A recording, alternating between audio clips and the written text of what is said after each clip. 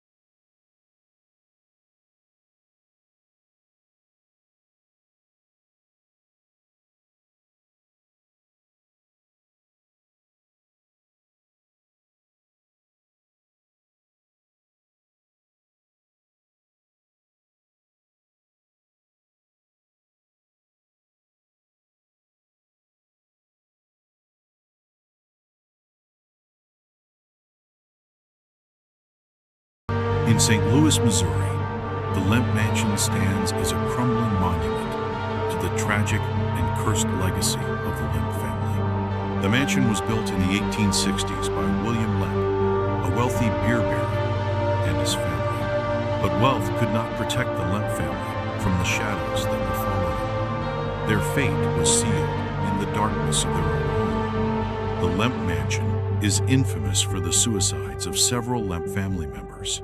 William Lemp, the patriarch, took his own life in 1904, but the tragedies didn't end there. His son, Frederick Lemp, also killed himself in the mansion. As the years passed, the mansion became a site of horrific events. Over time, the once vibrant home became a place of despair, death, and ghosts. It is said that the Lemp family spirits still walk the halls. Many have reported seeing shadowy figures in the windows, hearing heavy footsteps on the staircase, and even experiencing the faint scent of the family's perfume lingering in the air. Cold spots appear out of nowhere, and doors slam shut on their own. The mansion's dark history has made it a hotspot for paranormal activity, with investigators claiming to have captured the voices of the long-dead Lemp family on audio recordings. One investigator recalls the disturbing encounter with a shadowy figure in the basement, where a sudden, sharp chill descended. As the group turned to leave, they heard the unmistakable sound of footsteps following them, only to turn around and find no one there. Was it the restless spirit of William Lemp, still clinging to his once great empire? The Winchester Mystery House, California. In San Jose, California, the Winchester Mystery House rises like a bizarre, twisted maze of staircases and doors that lead nowhere. Built by Sarah Winchester, the widow of the inventor of the famous rifle, this mansion is said to be haunted by the ghosts of those killed by the rifle's deadly power. Sarah Winchester believed that the spirits of these victims were seeking revenge, so she built the house to appease them.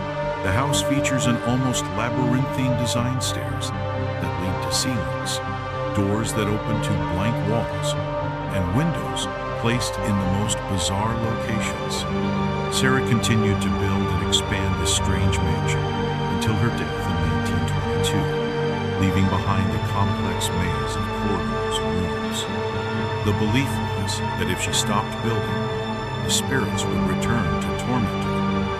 Visitors to the Winchester Mystery House claim to have encountered disembodied footsteps, doors that mysteriously open and shut by themselves, feeling of being watched by unseen eyes. One guest reported walking into a room where the temperature suddenly plummeted and the sound of chains dragging across the floor echoed from the walls. Others have heard mournful crying coming from the upper floors, as though the spirits are trapped within the house, unable to escape.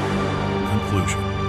From the cursed cells of Eastern State Penitentiary to the ghostly figures that haunt the halls of the Lemp Mansion, the United States is home to countless haunted places where dark legends continue to thrive. These sites, filled with sorrow, blood, and mystery, remind us that some ghosts may never rest, and some curses may never be broken. So the next time you're near one of these haunted locations, beware.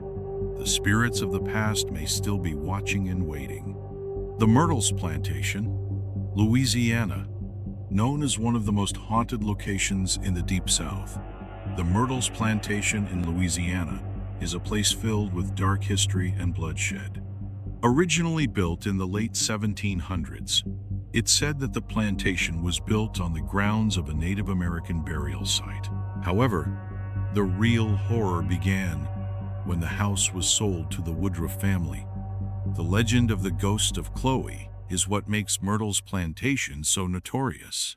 Chloe was a slave who, after being caught eavesdropping on her masters, was punished. In revenge, she poisoned a cake meant for the family. The children died, and Chloe was later hung for her crime. Her ghost is said to haunt the plantation. Seen wandering the grounds in a green turban, the remnants of her tragic fate forever etched on her face. Visitors to the plantation report seeing faint apparitions, hearing footsteps on the stairs, and experiencing the sensation of being touched by invisible hands. The most chilling of all is the mirrored image of Chloe, which has appeared in the plantation's mirrors, forever trapped in a moment of time. The Stanley Hotel, Colorado. The Stanley Hotel in Estes Park, Colorado, became infamous after Stephen King stayed there and was inspired to write The Shining. Built in 1909 by Freeland Oscar Stanley, the hotel is known for its luxurious architecture and stunning mountain views. However, the beauty hides a dark past. The hotel has been the site of numerous ghost sightings, and it's said that the spirits of its original owner still roam the hallways. The ghost of Freeland Stanley is said to appear in the ballroom, dancing with invisible partners, while his wife Flora is often seen in the hallways, rearranging flowers or sitting by the fireplace, as if waiting for her husband to return. Guests have also reported hearing piano music playing from an empty lobby, only to find no one there. But it's not just the Stanleys who haunt the hotel. Many visitors have experienced the unexplained strange knocks on doors, lights flickering, and voices calling their names. The most infamous ghost is the spirit of a little boy, seen running through the halls, his laughter echoing in the dead of night. The Bell Witch Cave, Tennessee. Deep in the woods of Tennessee, the Bell Witch Cave is infamous for the haunting of the Bell family. The family, led by John Bell, experienced terrifying paranormal activity that escalated over time. The haunting began with strange noises, then progressed to physical attacks, including the bitter voice of a woman taunting the family at night. The Bell Witch is said to have been a spirit named Kate Batts, a neighbor of the Bell family. Kate's ghost tormented them, even claiming to have cursed John Bell, causing his death. The haunting became so famous that people still visit the Bell Witch Cave, hoping to witness the hauntings firsthand. Visitors to the cave claim to experience unexplained movements, heavy, oppressive air, and the sensation of being touched by unseen hands. The Bell Witch has left her mark, and her rage still lingers.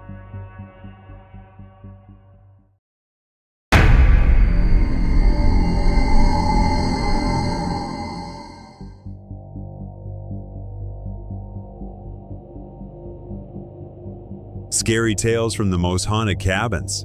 The story begins in a small town nestled at the edge of a dense forest, the kind where the trees grow thick and gnarled, casting shadows that seem to stretch far beyond their reach.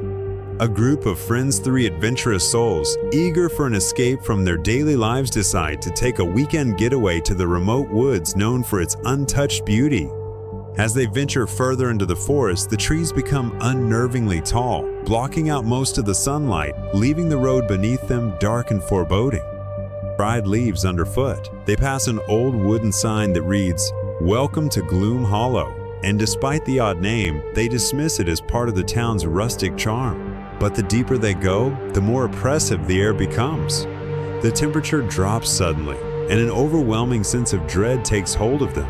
The locals had warned them, "Avoid the cabins in the woods. They're cursed, marked by things not meant to be seen." But the friends laugh off these warnings, thinking them to be nothing more than superstition. Soon they find a cabin known of the infamous abandoned ones. It's weathered, dark, with crooked windows that seem to peer back at them, almost watching. The door creaks open with an eerie groan as they enter, the air stale and thick with the smell of rot. Dust settles around them as they step inside, and the faint sound of distant whispers seems to linger, just out of reach. The vanishing family. Before they settle in, they are visited by an elderly woman from a neighboring cabin who warns them of the history of this place. Her voice quivers as she begins to speak of the first tale, the story of a family that once lived here. Decades ago, the Smiths were a simple family, content with their peaceful life in the wilderness. But their happiness was not to last. One stormy night, the parents and their children, well, young girls and a boy, were never seen again. When the authorities arrived, the cabin was eerily untouched, the table still set for dinner, chairs knocked over as if the family had left in a hurry, but no trace of them was found. Some say the family was taken by the spirits of the woods, others claim it was the work of something darker. As night falls and the fire crackles in the hearth, the group hears soft laughter in the distance, too soft to make out, but unmistakably the sound of children. They go outside, searching for the source, but find only empty air. Yet the laughter follows them, faint at first, then louder, as though it's coming from the very walls of the cabin. Suddenly, one of them, Emma, gasped, clutching her chest as the sound grew unbearable. The others scramble, but the cabin has already begun to close in on them. The windows slam shut, and the door refuses to open. In a panic, they attempt to leave, but a cold mist swirls in the corners of the cabin, blurring their vision. Through the fog, they glimpse the pale, hollow faces of the Smith children, their eyes wide with terror, but frozen in place as if caught in time. A whisper fills the room. "Stay forever with us." The cursed cabin. Desperate to understand what is happening, they begin to search the cabin for answers. Behind a broken mirror, they find a hidden compartment with a weathered journal belonging to the cabin's original owner, a man named Tobias Carver. The journal speaks of forbidden rituals, dark pacts with demons, and blood sacrifices to protect the cabin from the outside world. According to Tobias, the curse was born from his greed. Desiring immortality, he had summoned a demon to bind his soul to the land, but the demon demanded a horrifying price. Each visitor to the cabin would become a part of the curse, trapped forever within its walls. The group soon hears an unsettling scratching sound coming from the walls, like something desperate to escape. As one of the friends, Jack, approaches the wall, he is suddenly yanked forward by invisible hands. His scream echoes through the cabin as his body is pulled into the dark shadows, vanishing from sight. A thick, suffocating darkness envelops the cabin, and the air grows so cold it bites into their skin. Then, from the corner of the room, a figure steps into the light, a tall, thin man, his face covered in scars, dressed in tattered rags. His eyes glow with an unearthly light as he speaks. "You should have left when you had the chance." The restless soul. With Jack gone and terror settling deeper into their hearts, the remaining friends are left to uncover the final, horrifying tale, the story of the woman who was left to die alone in one of the cabins. Her name was Annabelle, and she was betrayed by her lover, a man consumed by jealousy. She had been locked inside the cabin with no escape, starved and beaten, left to wither away in isolation.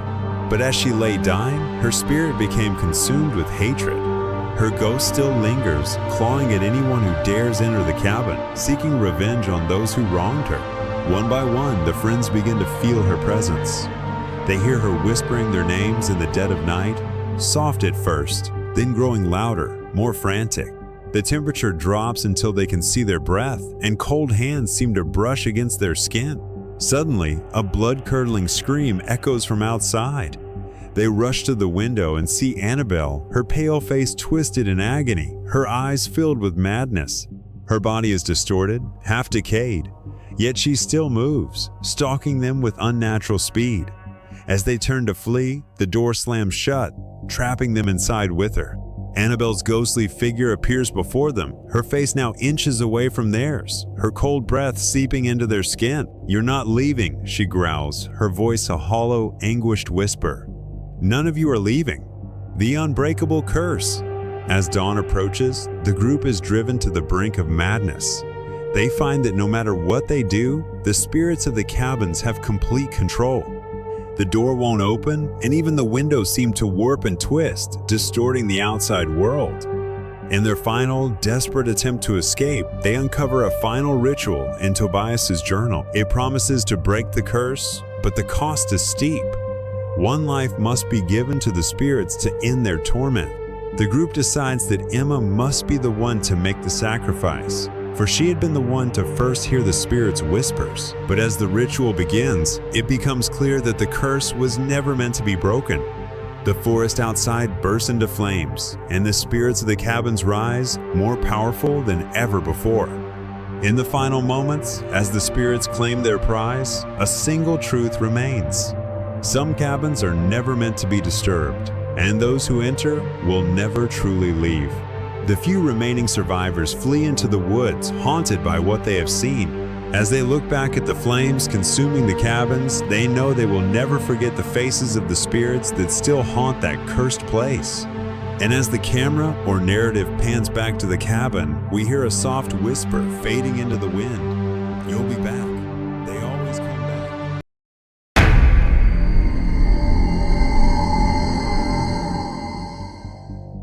Sinister noises in the walls, unmasking the silent caller.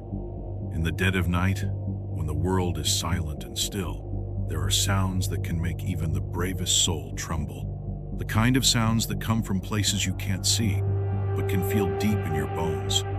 This is the story of Lily, a young woman who unknowingly moved into a home haunted by a presence much darker than she could have ever imagined. The new home. Lily had always wanted to live alone, away from the chaos of city life. When she found a small, charming house tucked away at the edge of town, it seemed perfect. The rent was low, the neighborhood quiet, and the house itself exuded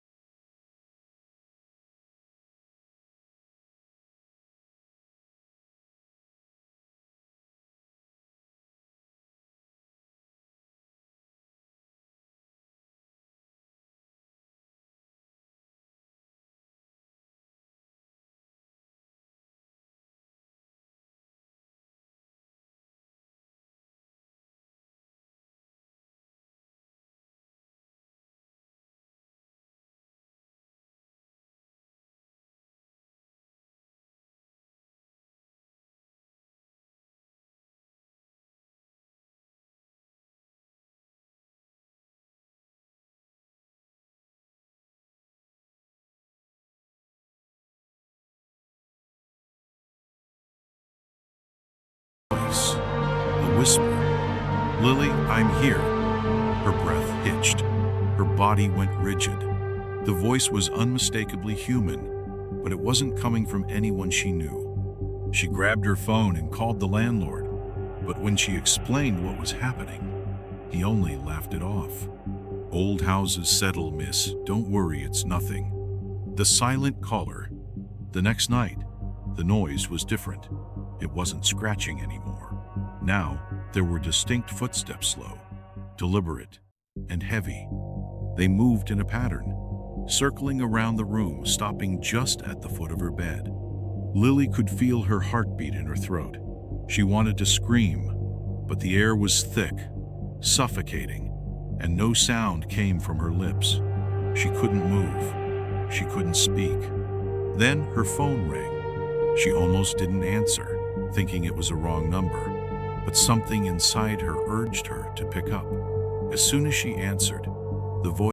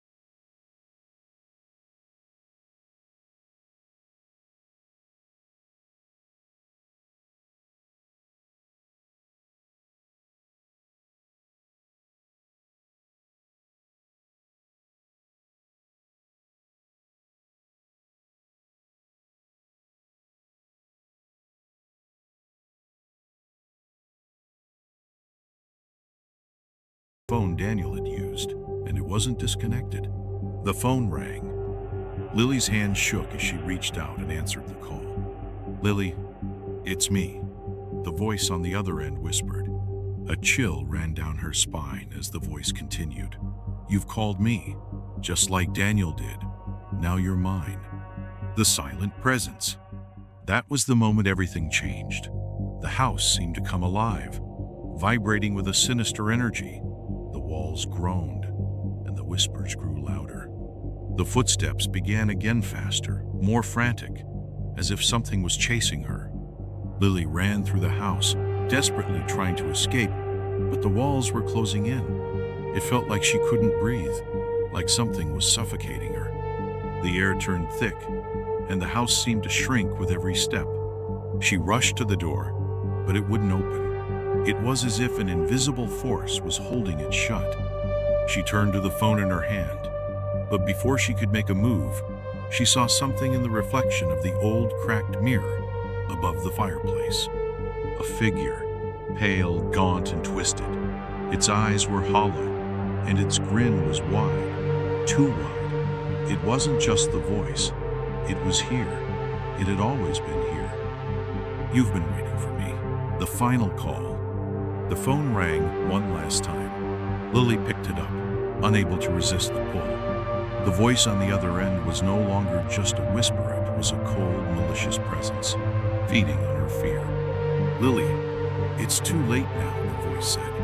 "You belong to me."